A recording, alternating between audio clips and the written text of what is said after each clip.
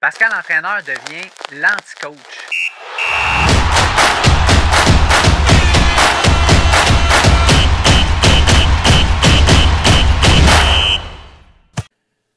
Alors, le FTP et la psychologie par rapport à l'entraînement du FTP. Bon, premièrement, on va démystifier un peu ensemble le FTP, c'est quoi? Il y en a qui testent ça de plein de sortes de tests de façons différentes. Là, ce qui est bien populaire présentement, c'est le FTP test sur Zwift, qui est un test, là, finalement, par palier. On monte de 20 watts à toutes les 1 minute jusqu'à explosion. Puis ça, en bout de ligne, Zwift là, va vous donner finalement le FTP estimé. Premièrement, il faut savoir que le FTP, en réalité, c'est une puissance qu'on devrait être capable de tenir sur 1 heure. Et ça, je pense que Zwift le fait bien.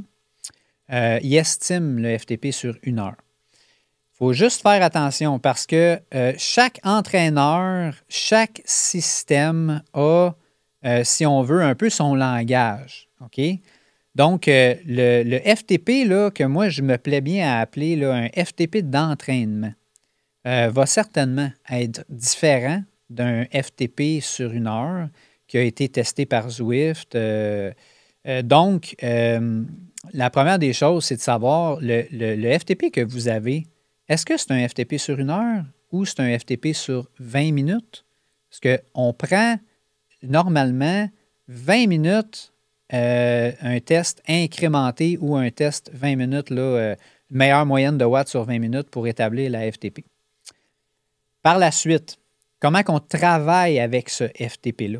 Donc, moi, personnellement, je sais depuis les 15 dernières années, je travaille avec des séances d'entraînement que j'ai élaborées à travers les années, que j'ai modifiées, que j'ai améliorées, j'ai mis un petit peu à ma sauce, qui fait qu'on va accumuler un certain nombre de minutes, finalement, sur le FTP.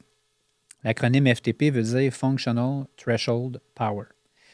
Donc, mes séances d'entraînement là, sont faites pour travailler avec un FTP sur 20 minutes, ce que je vais appeler un FTP de travail. Très, très, très, très différent, une grosse distinction avec un FTP sur 1 heure. L'erreur que certains commettent, c'est qu'ils vont utiliser leur FTP de 1 heure à la mauvaise place ou vont utiliser leur FTP sur 20 minutes aussi à la mauvaise place. Si on prend ce qui est très populaire sur le marché présentement, c'est un exemple sur Zwift, dans les entraînements qui sont déjà préfaits, un exemple concret, le FTP Builder sur 10, 12, 14 semaines. J'ai pris la peine d'aller voir, de décortiquer ces entraînements-là. Et malheureusement, pour quelqu'un, on va dire, de relativement débutant, ça peut effectuer le travail. Mais pour quelqu'un qui veut donner là, vraiment le maximum de chacune de ces heures d'entraînement, là, c'est clairement insuffisant. Puis l'intensité, elle n'est pas du tout bonne par rapport à ce plan d'entraînement-là. Même à la fin, là, dans la 10e, 11e, 12e semaine, on ne voit pas la qualité. Là. Il n'y aura pas nécessairement de stress physiologique assez important pour créer une adaptation là, dans l'entraînement. Donc, pour quelqu'un qui est relativement déconditionné, ça va lui donner, oui, des heures de sel, tout ça, puis oui, il va avoir progressé, mais pour quelqu'un qui n'est pas nécessairement débutant, qui est intermédiaire ou relativement intermédiaire ou encore avancé, là, ça va être clairement insuffisant. Donc, ça, c'est la première chose pour le FTP. C'est quoi le FTP que vous avez? 20 minutes ou 1 heure? Ça, c'est à déterminer. De quelle façon on va faire le test après ça? Bien, la facilité, c'est d'utiliser celui qui est sur Zwift parce que à peu près tout le monde utilise une plateforme comme Zwift. Fait que pratico-pratique, dans les dernières années, un test d'FTP, on ne faisait pas ça d'un test incrémenté par palier. C'était plus un test 20 minutes all-out. All-out, entre parenthèses, dire meilleure moyenne de watts sur 20 minutes. La problématique, présentement, qu'il y a avec les testings, c'est que ce n'est pas tout le monde qui a la capacité de rendre justice dans un test qui est aussi difficile que le test par palier ou encore que le 20 minutes, là, meilleure moyenne de watts sur 20 minutes. C'est quand même, là, ça prend une très, très, très bonne connaissance de notre physiologie pour être capable de nous rendre justice dans un style de test comme ça. Il faut être vraiment là, un cycliste aguerri pour effectuer une meilleure moyenne de watts sur 20 minutes. Puis vous savez quoi? Même quelqu'un qui est aguerri pourrait se rendre compte que la deuxième fois, la troisième fois, la quatrième fois qu'il effectuerait le test, même si physiologiquement, il n'y a pas eu de gain, il va avoir une meilleure performance parce qu'il va juste mieux le gérer, il va savoir à quoi s'en tenir. Donc, on pourrait aussi tomber dans comment gérer un test de FTP.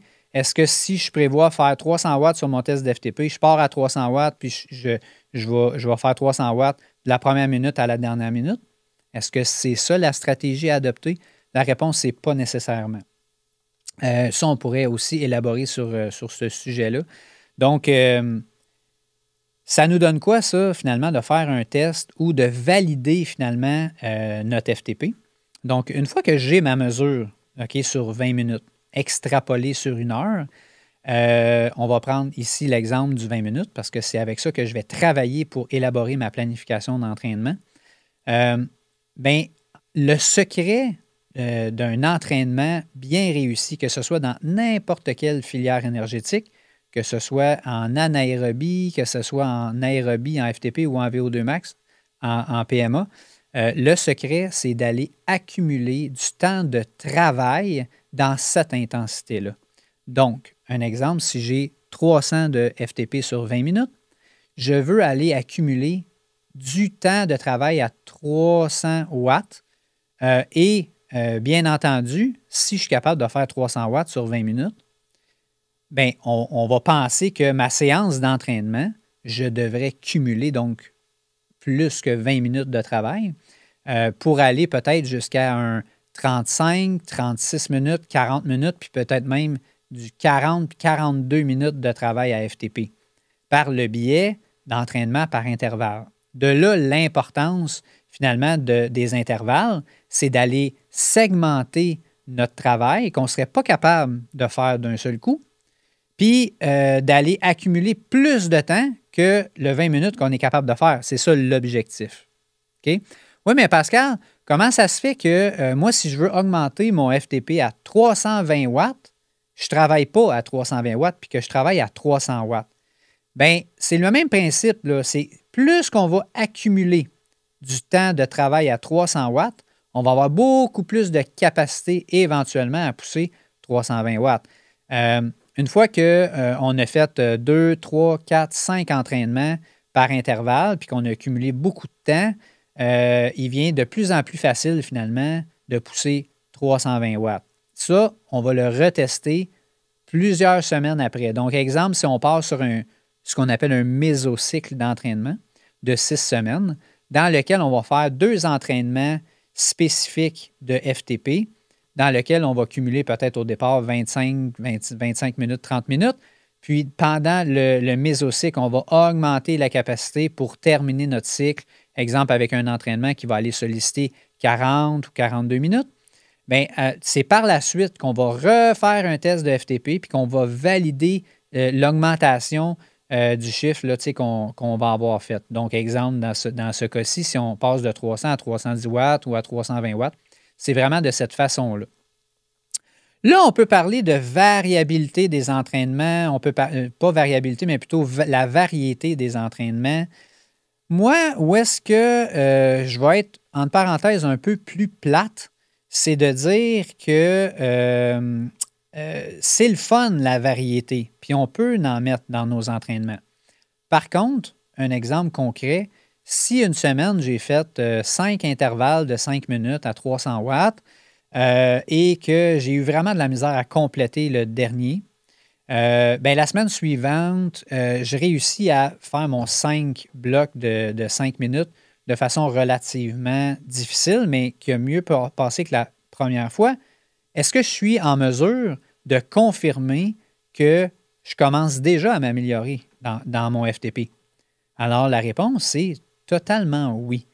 Il y a pas juste le paramètre de combien que mon FTP a augmenté en wattage, mais il y a aussi la capacité à reproduire l'effort de ça. Donc, on va dire, encore là, entre parenthèses, on va parler de capacité, puis on va parler de capacité donc à reproduire, la répétabilité. OK? Et ça, c'est un élément majeur. Donc, être capable de le faire une fois, être capable de le faire 12 fois, mais on n'a pas la même sortie extérieure. On ne la vit pas de la même façon. Donc, première semaine, on fait 5 fois 5 minutes. Deuxième semaine, exemple, 6 fois 5 minutes. Troisième semaine, 7 fois 5 minutes. Et là, on se rappelle qu'à la première semaine, j'avais de la misère à terminer mon premier bloc. Puis là, j'ai été capable de faire 7 blocs. Et bien là, je peux dire de façon hors de tout doute que je me suis amélioré dans mon FTP. Donc, c'est du quantifiable. Quand on se fait faire une planification d'entraînement et qu'après 2 semaines, 3 semaines, 4 semaines, je vois que je m'améliore de façon réaliste. C'est là, j'ai fait tant de blocs, je n'étais pas capable de faire tant de blocs, là, je suis capable de faire tant de blocs. C'est là qu'on voit vraiment l'amélioration. À défaut de dire, on va varier plein de sortes d'entraînements d'FTP différents, mais que d'une semaine à l'autre, je ne peux pas tant voir si je me suis amélioré de par la variété. Fait que j'aime mieux, entre parenthèses, être un petit peu plus plate, puis être capable de voir, de quantifier de quelle façon je me suis amélioré. Quand on fait des entraînements d'FTP, qu'est-ce que je dois ressentir dans mes entraînements? Comment que ça doit être dur, un entraînement d'FTP ou même un entraînement de PMA, de whatever, de VO2 max, ou même de capacité anaérobique? Mon ressenti devrait toujours à peu près être à 9 sur 10. 9 sur 10 étant, je suis mauve foncé, j'ai vraiment hâte que ça s'arrête parce que je vais passer à travers, mais je suis sur le bord. Ça, c'est pour moi, là, c'est la définition un peu simpliste, vulgarisée d'un 9 sur 10. Ah ouais, mais je pensais pas que c'était aussi dur que ça. Je pensais pas que si, je pensais pas que ça. Écoutez, gang, c'est simple. Hein? C'est plus que je vais mettre un stress physiologique dans mon système, okay, de façon contrôlée, mais ça prend un stress physiologique. Il faut que j'aille une fatigue. Il faut que j'aille créer un stress. Donc, si on réussit à créer ce stress-là, lorsque mon corps va récupérer, bien à ce moment-là, c'est là que les adaptations, c'est là que ton corps va s'adapter à une situation difficile. Le corps, machine humaine extrêmement bien faite, va s'adapter à tout. OK? Donc, c'est le principe même de l'entraînement. Tu sais, au début, il disait « Ah, no pain, no gain », puis à un moment donné, plusieurs années plus tard, ben, le no pain, no gain n'avait plus vraiment sa place. Mais moi, je dirais, s'il n'y a pas de pain, ben, malheureusement, il va y avoir moins de gain.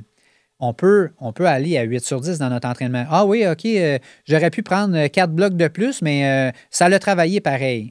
Tu as raison, tu étais un peu moins dans ta zone. Tu vas avoir quand même certaines adaptations physiologiques, mais beaucoup moindres que si tu avais été à un 9 sur 10, parce que le stress causé est supérieur. Par contre, il faut faire attention, un petit bémol à ce que je dis, c'est 9 sur 10. Ce n'est pas 10 sur 10.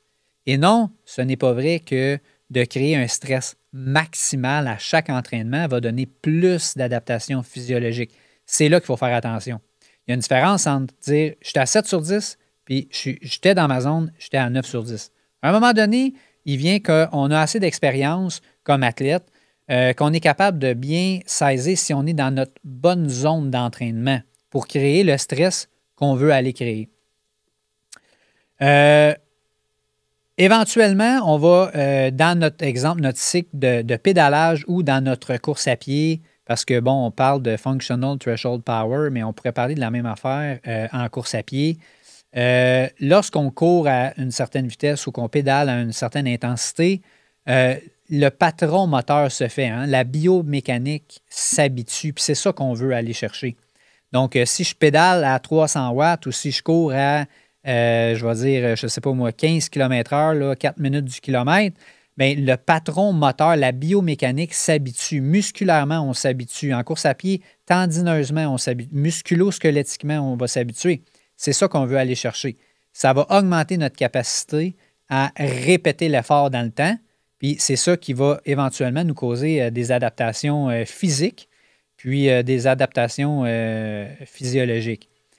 Je parlais de 9 sur 10, la difficulté à effectuer notre entraînement. Donc, c'est vraiment difficile, un entraînement à 9 sur 10. Un entraînement d'FTP, ça vient nous chercher dans le psychologique, ça vient nous chercher dans la tête.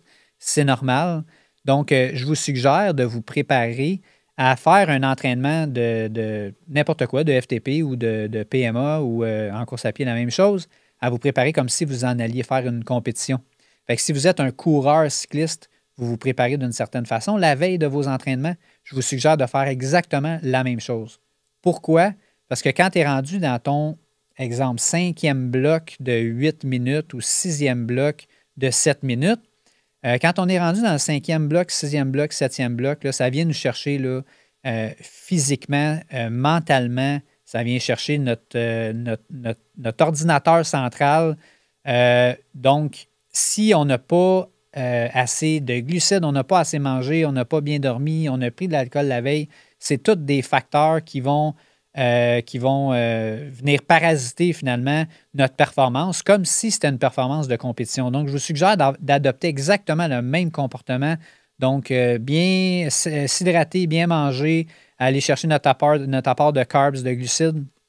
La veille, le matin, qu'on va faire notre entraînement, ça va faciliter beaucoup. Puis, comment qu'on va à ce moment-là segmenter nos intervalles? Si j'avais à vous dire, vous avez 4 blocs de 5 minutes à faire, comme je vous disais, il faut être à 9 sur 10. On peut rester dans une zone d'entraînement. C'est ce qu'on recherche, hein? Accumuler du temps dans la zone voulue. Donc, rien ne vous empêche d'y aller si vous voulez faire à 300 watts. On n'est pas à 10 watts près. Vous pouvez faire un bloc à 285, un bloc à 290. Puis quand on sent qu'on a du lousse dans les jambes, que physiologiquement, on est starté, qu'on est chaud, on peut faire un 10 watts de plus, un 5 watts de plus, un 15 watts de plus. Je pense que l'important, c'est de s'exprimer là-dedans tout en restant dans la zone d'entraînement voulu.